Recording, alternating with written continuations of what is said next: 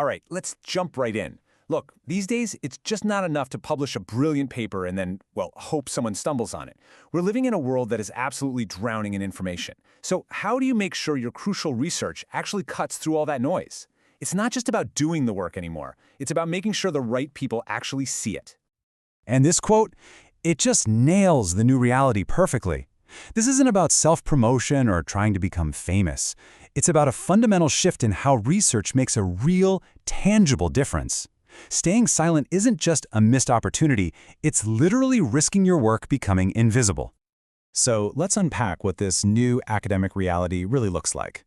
It's a total rethink of how we communicate our findings and, ultimately, how we create any kind of real impact.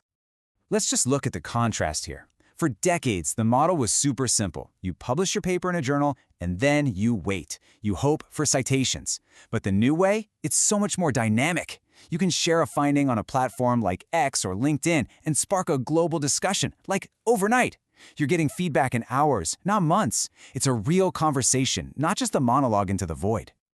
And if you stick to that old way, well, the consequences are pretty significant. Your research can get stuck behind a paywall, never reaching the people, the policymakers, the practitioners who could actually use it.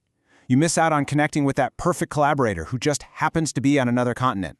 And, maybe most importantly, when good science stays quiet, misinformation just spreads like wildfire. Being visible is about making sure the facts win out.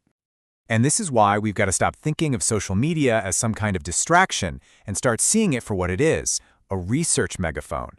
A single, well-timed post can do more to amplify your work than a conference presentation with maybe 20 people in the room.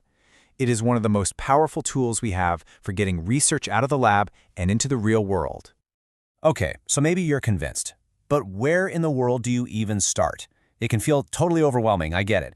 So let's build a really simple, effective blueprint for your digital strategy. This is not about being everywhere, it's about being strategic. I hear this all the time. I'm a researcher, not an influencer. And you know what? That's completely fair. But here's the good news. You don't have to be. The academic world needs your unique, expert perspective, not another generic online personality. So what's the starting point? You don't need to spend hours a day glued to your screen. Just start with 10 minutes. And use that time not to create your own content, but to simply comment on other people's posts in your field. Ask a thoughtful question, share a related finding. You will be absolutely amazed at what doors open just from listening and engaging a little bit. Now, let's talk platforms. Think of this as your cheat sheet. X is basically the academic water cooler. It's perfect for quick takes and jumping into conversations with hashtags like #academic_Twitter. LinkedIn, that's your digital CV, but on steroids. It's great for sharing career lessons and connecting with industry.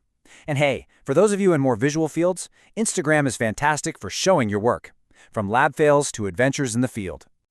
But here it is, the golden rule. If you remember one thing about strategy, make it this. You do not need to be everywhere. Just pick the one platform where your peers, your potential collaborators, or the public you want to reach already are, and just focus on showing up there consistently. That's it. All right, so now that you've chosen your space, what do you actually say? This is where a lot of academics get stuck. I mean, we're trained to write formally, but online, that's a recipe for being completely ignored. Just think about the language you use. I mean, on the one hand, you have your typical academic speak. It's precise, sure, but it's also pretty dry. On the other hand, you have the exact same finding but translated for humans. Which one makes you want to learn more? The goal here is to spark curiosity, not to sound like a textbook. So how do you do that?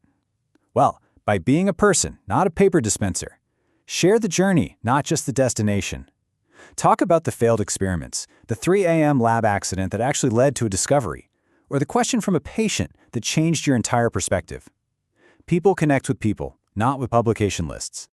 And to make this all manageable, just adopt a simple habit. 10 minutes a week. That's it. Focused and strategic. So maybe on Monday, you share one image from your work with a fun fact. On Wednesday, you leave a couple of insightful comments on your peers' posts. And on Friday, you reply to anyone who engaged with you. That's the whole habit. Totally doable. Okay, so you're doing all this. You're engaging. You're translating your work. What's the real payoff? I'm telling you, it's so much bigger than just getting a few more citations. This is about real, tangible, career-changing impact. This right here is the real prize. It's your findings landing on the desk of policymakers who write laws. It's connecting with a computer scientist on X who helps you solve a data problem you've been stuck on for months. It's being there to debunk a viral myth with actual facts in real time. And yeah, it's being the expert that journalists find when they're searching for a source online, not in some dusty old journal. And it completely changes how we network, right? Forget trying to make awkward small talk at a crowded conference. Online, you can connect directly with the biggest names in your field just by adding value to their conversations. It breaks down all those old barriers of hierarchy and geography. And let's speak crystal clear about this. We are not talking about chasing likes or followers. Those are just vanity metrics. This is about real impact. It's about making sure that your years of hard work and your important findings don't just sit in a database somewhere gathering digital dust. It's about putting that knowledge to work in the world. And that's really the question I want to leave you with. Your work is too important to be invisible. You are discovering things that can literally change how we think, how we live, how we govern. So, what is the point of all that effort if it just remains locked away? The world is waiting to hear what you found.